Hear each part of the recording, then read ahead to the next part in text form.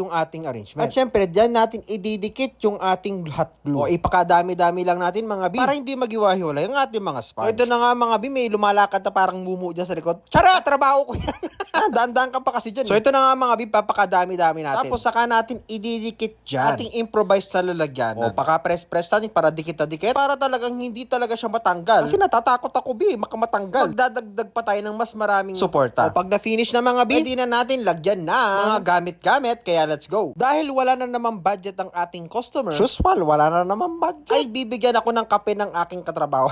Ang bait ng kasama ko, diba? So yun na nga mga B, maglalagay tayo ng tangkay dyan. Para yung pag-arco, itong sinain na gagamitin natin, ay mas maging stable. Siya nga pala mga B, wala na naman budget nga itong customer natin. Lahat ng gagamitin natin galing sa kanya mga B. Ang ginagawa ko lang dyan mga B, nagpababayad lang ko dun sa design at saka sa agod ng buhay ko B. Pero okay lang yan mga B. Kasi handwork lang naman, diba? Yan, sinabit ko na yung dress. Kasi nga pang baby girl. Tapos lalagyan din